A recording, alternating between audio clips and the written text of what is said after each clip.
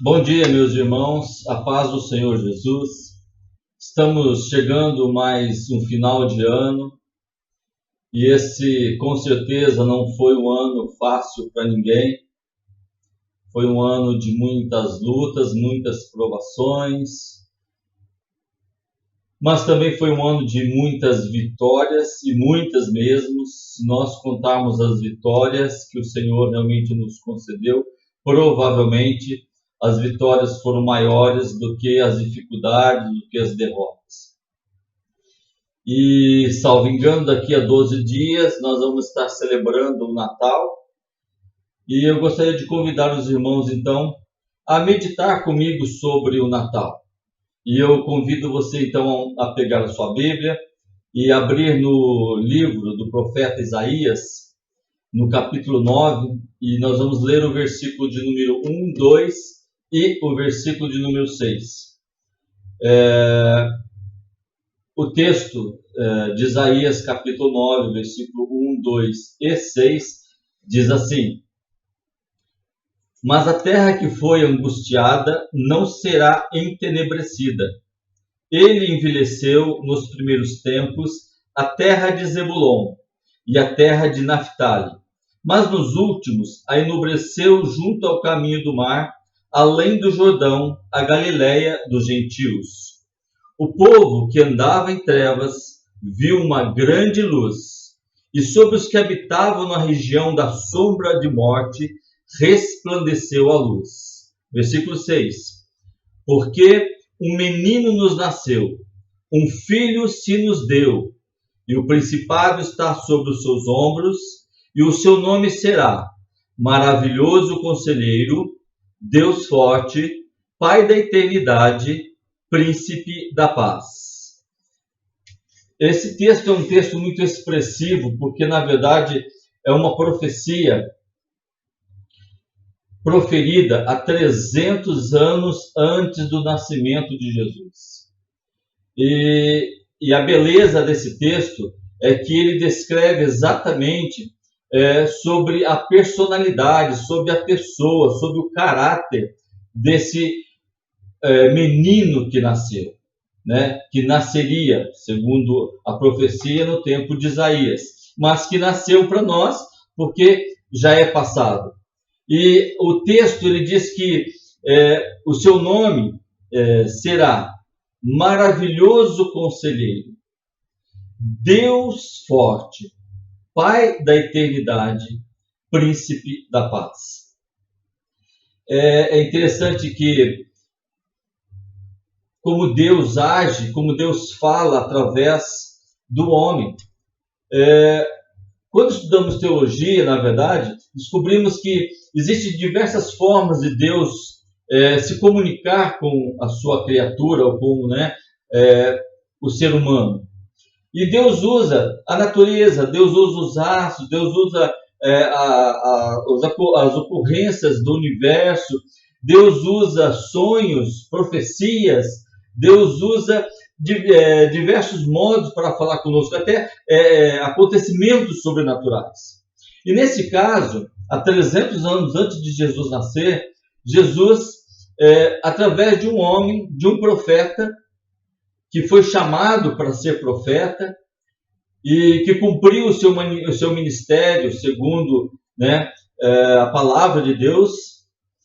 O profeta Isaías, inclusive, diz a palavra de Deus que ele andou 3 anos nu no deserto, como sinal desse chamado, dessa submissão à vontade de Deus. E esse homem, então, tem essa revelação sobrenatural, uma revelação, com certeza, trazida pelo Espírito Santo de Deus, e ele profetiza o nascimento de Jesus. E é sobre isso que eu gostaria de falar, sobre o nascimento de Jesus. Porque Natal nada mais é do que isso, a celebração do nascimento de Jesus. Porque, para alguns, muitas vezes, Natal não é, a maioria não é a celebração do nascimento de Jesus. Mas para nós cristãos, o Natal é isso, é a celebração do nascimento de Jesus. E mais do que isso, e é sobre isso que eu quero falar nesta manhã. Para alguns, eu até anotei aqui, E nós vemos isso aí nos nossos dias, na mídia, nós vemos nas propagandas da televisão, né? Natal é um tempo de comprar, de gastar. As pessoas saem fazer compras, as pessoas economizam às vezes durante um ano para comprar uma televisão nova, um refrigerador, um fogão, trocar de carro. Então é um tempo para alguns de comprar, de gastar. E às vezes gastar mais do que pode, fazer dívidas e que trarão no futuro maiores preocupações. Então, para muitos, Natal é isso. É esse tempo em que às vezes entra um dinheirinho extra, né? Porque geralmente em dezembro quem trabalha, quem é assalariado tem o seu 13º. Quando não está comprometido com as dívidas, sobra e você pode gastar um pouquinho mais. Mas muitas vezes, na maioria das vezes, as pessoas não têm controle e gastam além do que podem e começa o ano, né, com uma dívida. E isso não é aconselhável para ninguém, principalmente para você que é cristão. Para outros, Natal é tempo de beber, de festejar.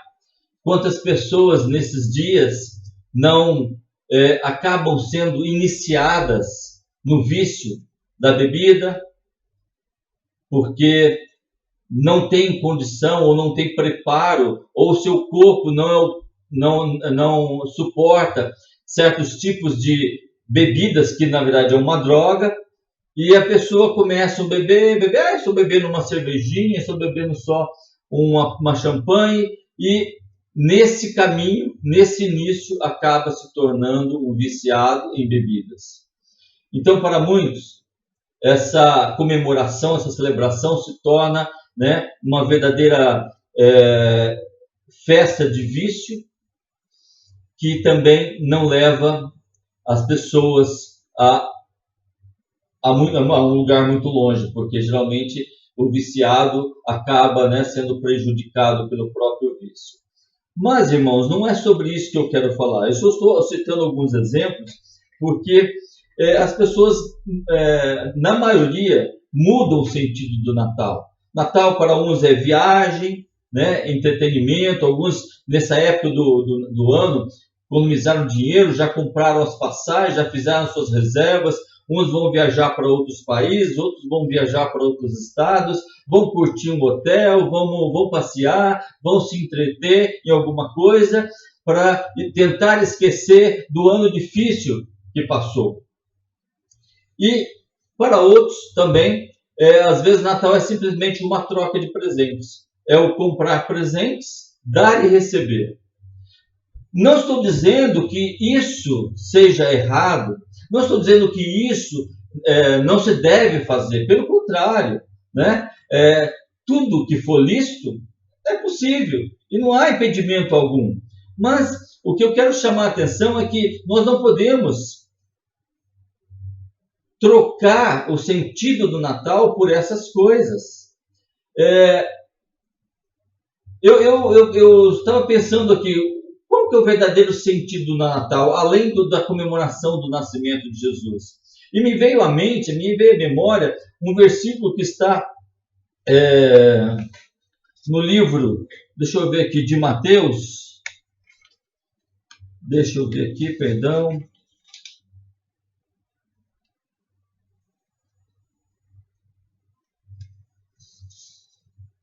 Perdão, não é Mateus, é João 3, 16, 18, que diz assim: porque Deus amou o mundo de tal maneira que deu o seu Filho unigênito, para que todo aquele que nele crê não pereça, mas tenha a vida eterna. Porque Deus enviou o seu Filho ao mundo, não para que condenasse o mundo, mas para que o mundo fosse salvo por ele. Quem crê nele não é condenado, mas quem não crê já está condenado, porquanto não crê no nome do unigênito Filho de Deus. Esse texto está em João, capítulo 3, versículos 16 e 18.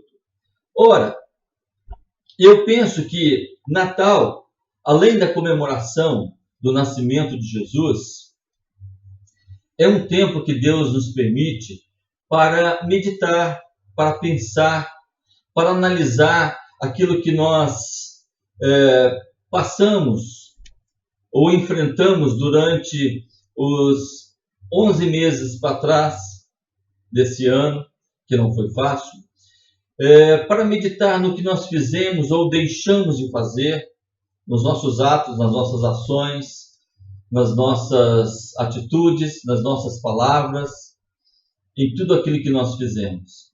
É um tempo de meditar. E como esse versículo que eu acabei de ler, ele é muito mais expressivo porque ele fala o seguinte, que Deus amou o mundo de tal maneira que ele deu o seu Filho unigênito, para que todo aquele que nele crê não pereça, mas tenha a vida eterna. Primeiro, esse versículo mostra que Deus amou. Ora, o nascimento de Jesus foi uma dádiva. Deus deu o seu único Filho. Ele trouxe Jesus ao mundo.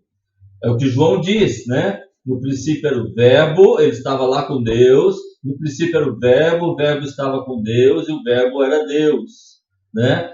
E Jesus veio ao mundo, ele nasceu. E por que Jesus nasceu?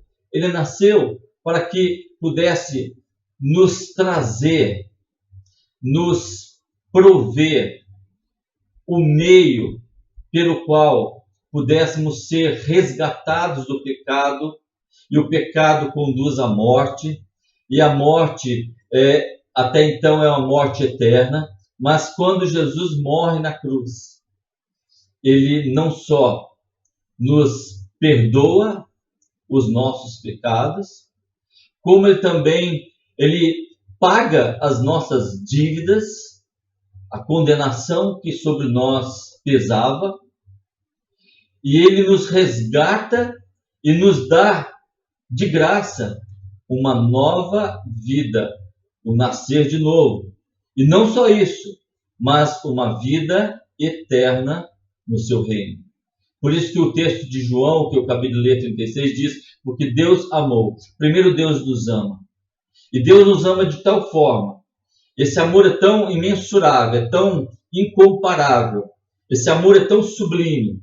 Esse amor é tão extenso que ele não nega o seu único, unigênito, único Filho gerado para nos salvar.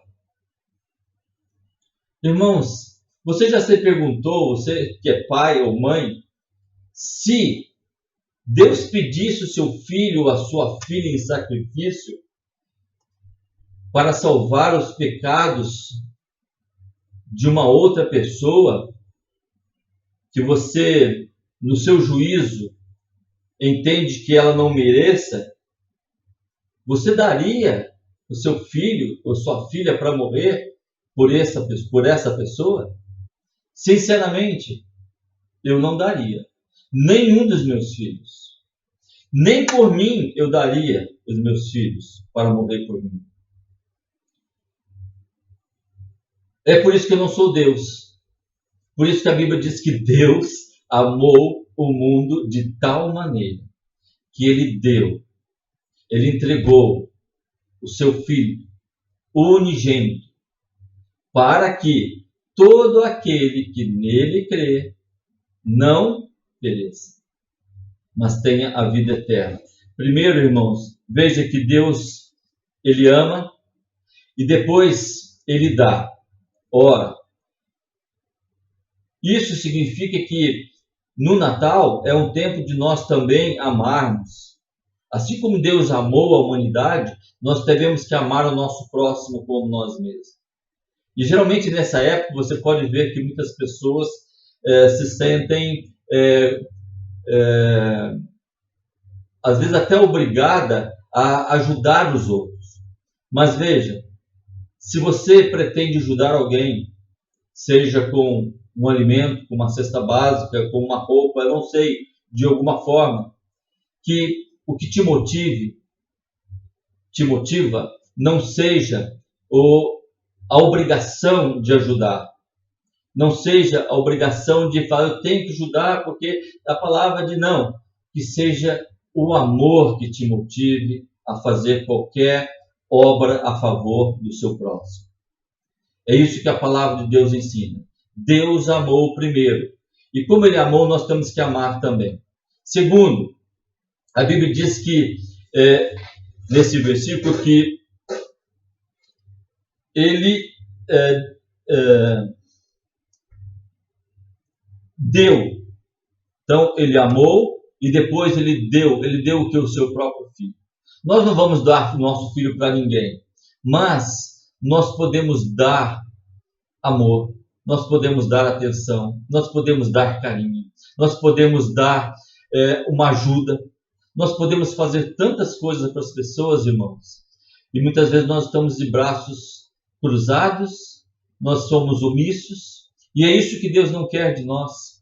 Por isso que o Natal, eu acho que o Natal é o momento de nós refletirmos sobre a nossa vida, o que fizemos durante o ano. O que eu dei? Como eu amei? Será que eu amei? Será que o meu amor foi suficiente? Será que eu estou amando o suficiente? O que eu estou dando é suficiente? Será que eu não posso dar um pouco mais? Vamos seguir o exemplo de Jesus, de Deus. Deus deu o seu próprio Filho. Ele amou e deu. E Jesus é o nosso modelo. Jesus, em todas as coisas, foi mais do que o nosso modelo. É o padrão que nós devemos desejar, ansiar para o nosso viver diário, para o nosso crescimento, até aquele dia em que nós dormiremos e acordaremos na ressurreição, ou até aquele dia em que Jesus voltar, e esse dia não está longe, e nós seremos, num abrir e fechar de olhos, seremos transformados, seremos arrebatados e subiremos ao céu junto com os ressurretos para nos encontrarmos com Jesus. Até que esse dia não chegue, nós continuamos na nossa luta diária contra as hostes espirituais da maldade nas regiões celestiais, porque, como diz a palavra de Deus, a nossa luta não é carnal. Nós não temos que lutar contra políticos, mas temos que orar pela vida deles.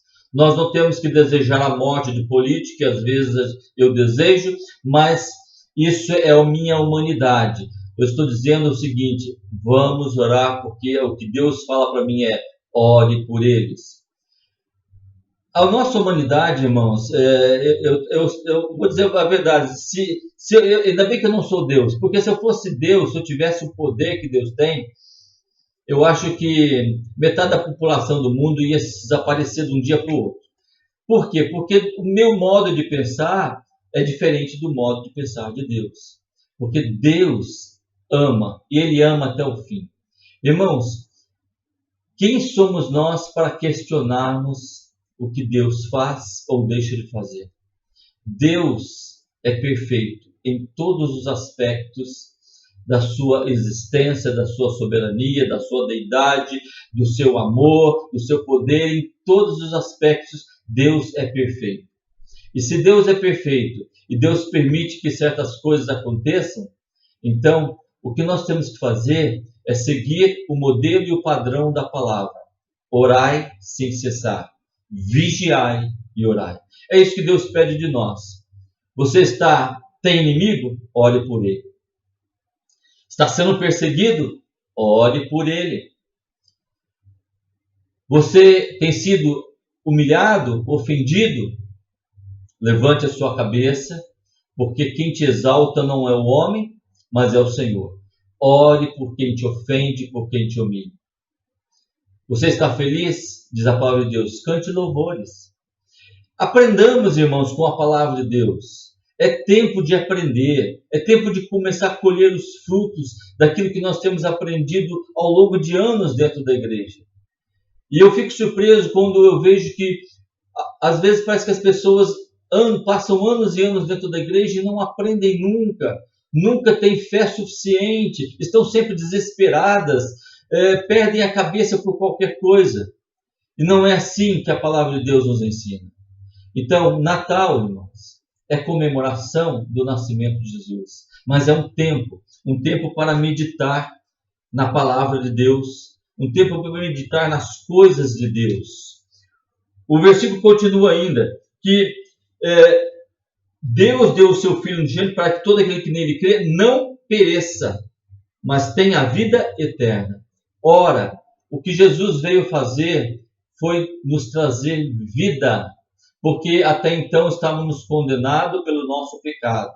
E o pecado conduz à morte e à morte eterna. Mas quando Jesus nasce, quando Jesus morre na cruz, ele, pelo seu sacrifício, como Cordeiro perfeito, o Cordeiro que foi agradável aos olhos de Deus,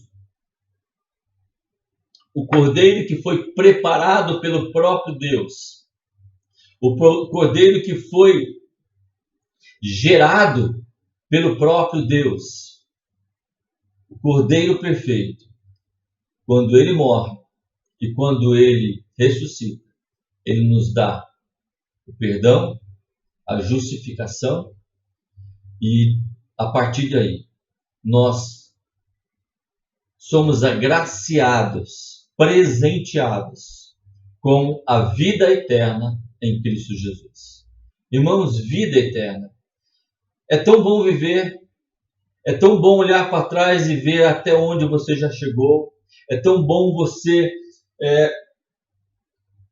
lembrar das coisas do passado, ver tantas dificuldades que você passou, tantos desafios que você enfrentou, tantas pedras no caminho, tantas barreiras, tantas dificuldades, mas todas elas foram superadas, todas elas foram vencidas até aqui.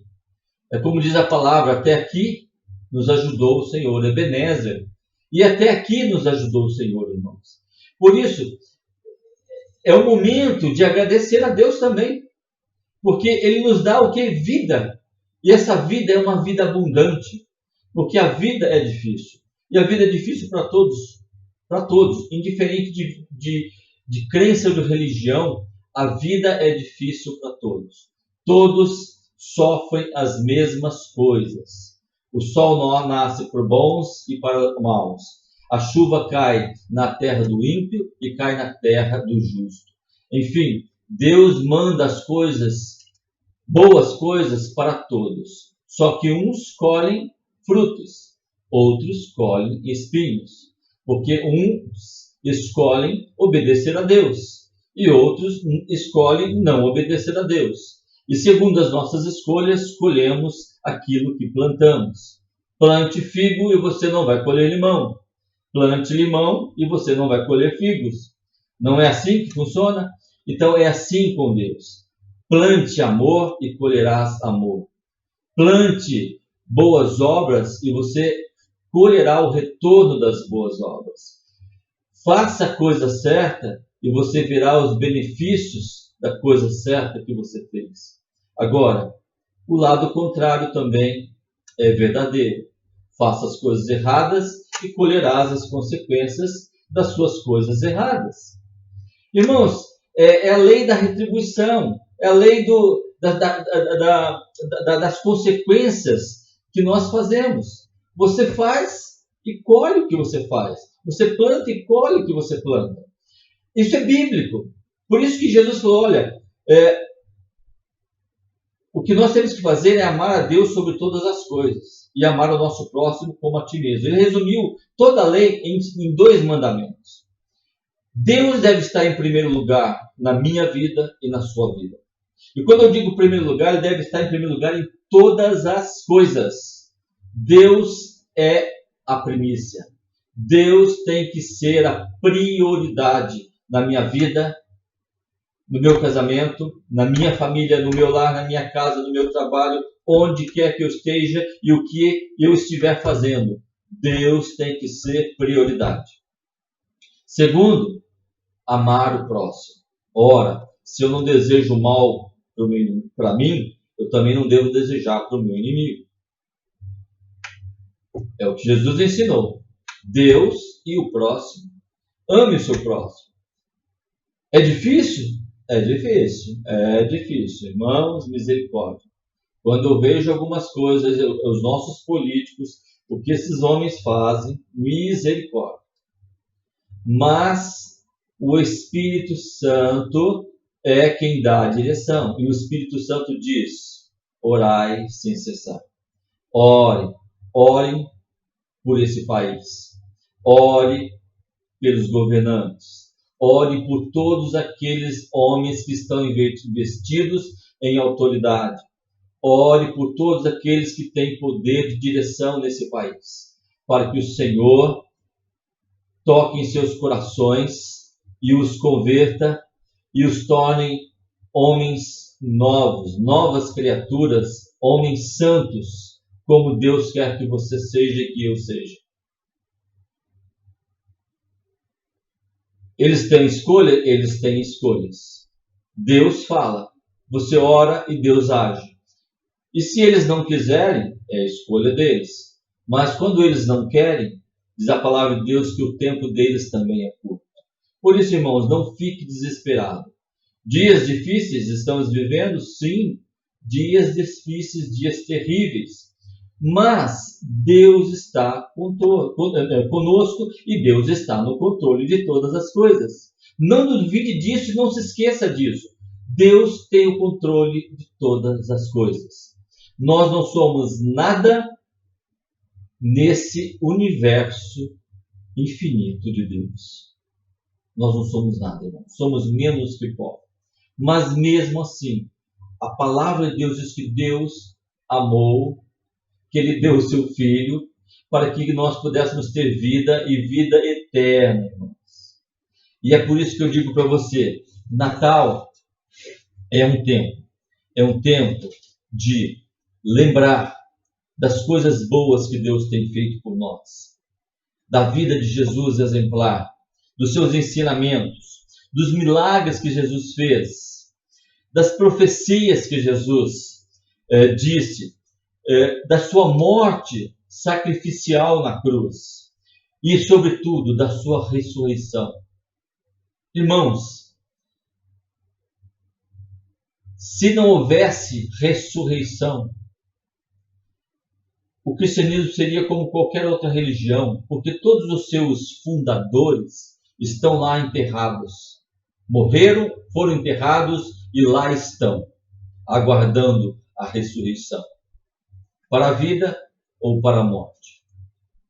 Isso que decide é Deus. Mas nós cremos numas boas novas que nos traz esperança em cada dia que nós acordamos, porque Jesus é a nossa esperança.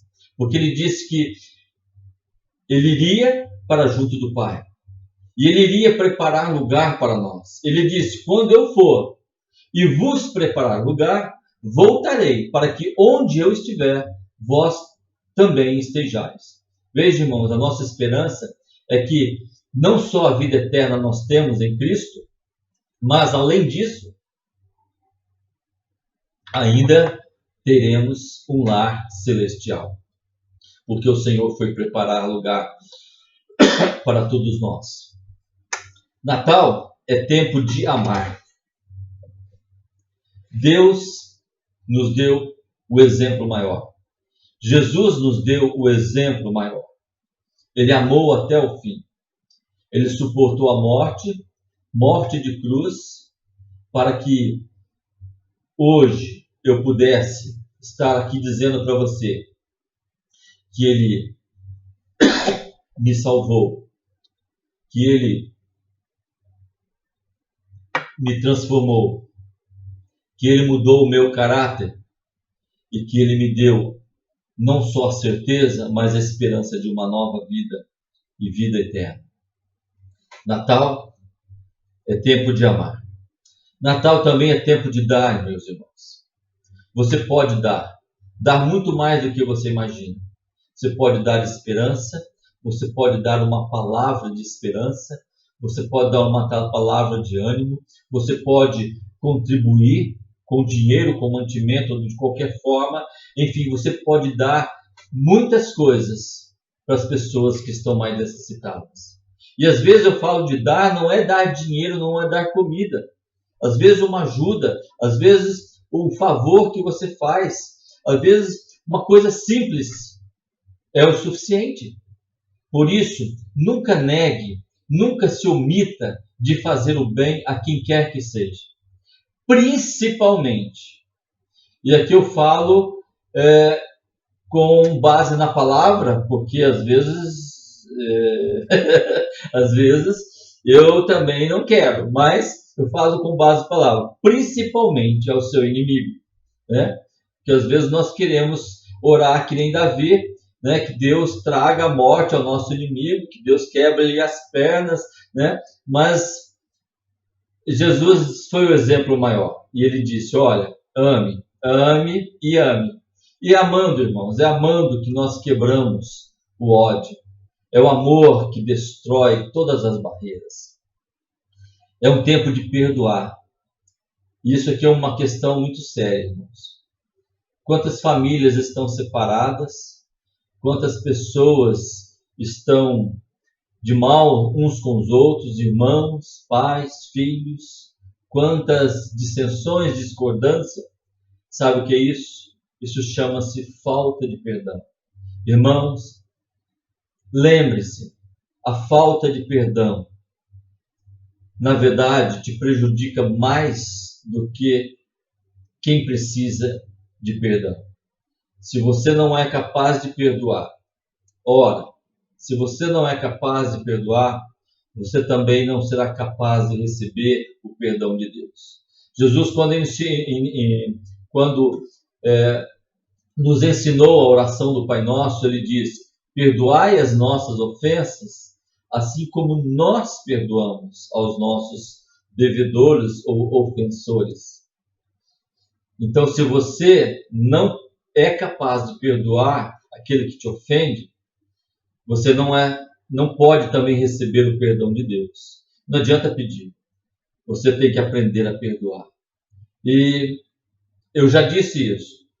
Um dos maiores desafios, uma das maiores barreiras que eu sofri, que eu tive na minha experiência com Deus, na minha conversão, foi conseguir orar pela minha madrasta. Eu não conseguia. E isso me exigiu muito tempo, muito tempo. Até que um dia Deus quebrou essa barreira. Irmãos, não há barreiras que Deus não possa quebrar. Não há trauma que Deus não possa curar. Hoje é um tal de um mimimi, bullying daqui, qualquer coisa é bullying, qualquer coisa é ofensa, qualquer coisa é racismo, qualquer coisa você está quebrando, ofendendo a pessoa e etc. Ora, vamos vivenciar a palavra de Deus na nossa vida. Na minha infância, eu sofri muito bullying. E duvido que tenha alguém que não tenha sofrido bullying na escola. Alguém que tenha colocado um apelido, alguém que tenha te humilhado. Mas veja, não há trauma que Deus não possa remover da sua vida. Se você orar, se você dobrar os seus joelhos e permitir que Deus opere no seu coração, na sua vida, o Espírito Santo de Deus te restaurará e tirará todos os traumas da sua mente, da sua vida, e você será, como diz a palavra de Deus, uma nova criatura. Não mais uma criatura do mundo, mas agora filho de Deus, porque Deus transformará a sua vida. Muito bem. E eu quero dizer também que Natal é um tempo de mudanças. Por que mudanças? Porque nós podemos fazer uma análise daquilo que nós vivenciamos durante o ano. Onde erramos, onde falhamos, onde caímos. E em cima disso, criar objetivos traçar planos para que no próximo ano, ou a partir desse ano, a partir dessa data, nós não cometamos os mesmos erros, as mesmas falhas que nós cometemos no passado. É uma forma de nós nos aperfeiçoarmos, é uma forma de nós amadurecermos e crescermos com o Senhor. Então eu vejo e penso que Natal também é um tempo de mudança. E por fim, eu creio que Natal também é um tempo de alegria. Lembre-se que eu disse que não é errado você festejar, não é errado você presentear, ou trocar presente, ou dar presente. Não há nada de ilícito ou de errado nisso. O que não pode é nós pegarmos essas coisas e as substituirmos pelo verdadeiro significado do Natal, que é o nascimento de Jesus, que é um tempo de fazer uma análise da nossa vida, do onde erramos, o que fizemos, o que deixamos de fazer, onde fomos omissos. Se amamos, se não demos, se perdoamos, enfim, é um tempo também de alegria. Então, eu convido você a se alegrar nesse dia, se alegrar nesse período, seja com festa, seja com o seu panetone, com a sua comida deliciosa, seja passeando, não sei, da sua forma, como você costuma fazer, mas sempre lembrando que o significado dessa celebração é que agora, no momento em que você conheceu Jesus, você se tornou uma nova criatura. Ele te deu uma nova esperança. Ele é a sua esperança. E ele tem todas as instruções, através da palavra escrita de Deus, todas as instruções, toda a direção para a sua vida, para que você tenha uma vida próspera, para que você tenha uma vida abençoada, para que você tenha uma vida em plenitude na presença de Deus. E para que você continue santificando-se na presença do Senhor, orando sem cessar, dobrando o seu joelho. Irmãos, deixa eu falar uma coisa para você. As maiores experiências espirituais, os momentos mais agradáveis, doces, que eu já tive na minha vida de cristão, foi quando, de joelhos dobrados, falava com Deus. Não há coisa melhor. Não há algo tão precioso. Só quem experimenta sabe. Por isso eu convido você. Celebre o Natal. Festeje. Sinta alegria. Não tem que ficar triste porque o ano foi difícil. Não. O Senhor esteve conosco em todos os dias da nossa vida ao longo desse ano. O Senhor esteve ao nosso lado. Ele nunca nos abandonou. E jamais nos abandonará. Passaremos por provações, dificuldades? Sim, com certeza, irmãos. Ninguém está isento. Ninguém está isento das provações, das dificuldades do mundo. Mas uma verdade é certa. Uma coisa é certa. É verdade que com Deus as coisas são mais fáceis. Porque o Senhor nos sustenta nos momentos mais difíceis da nossa vida. Por isso, irmãos, não desanime. Que você tenha um Feliz Natal, que você tenha boas celebrações em família, que sejam momentos felizes, que sejam momentos agradáveis, mas que, sobretudo, a presença de Jesus, do Espírito Santo de Deus, habite abundantemente em seu coração, dentro do seu lar, na sua família e em todos os momentos da sua celebração. Lembrando que a celebração que nós fazemos é o nascimento do nosso Salvador, Jesus Cristo. Deus abençoe a sua vida, Deus abençoe esse domingo e que até o Natal Deus continue te abençoando, e depois do Natal, Deus continue te abençoando, e quando vier o ano novo, seja ele do jeito que for, que o Senhor continue te abençoando e que você continue firme na palavra do Senhor, em obediência e na esperança viva, que é Jesus. Preservando Jesus no seu coração, na sua vida, na sua família, no seu lar. Porque, irmãos, não levaremos nada deste mundo. Somente as nossas boas obras e, mesmo assim, diz a palavra de Deus, elas serão provadas pelo fogo. Que Deus abençoe a sua vida. Que o Senhor realmente te abençoe de uma forma sobrenatural. Que você experimente a presença do Senhor Jesus na sua vida, em cada momento desses últimos dias desse ano. E que o ano que vier seja um ano abençoado para todos vocês e para mim, para todos nós da igreja e todos aqueles que me ouvem. É o meu desejo sincero, Pastor Rogério, em nome de Jesus. Amém.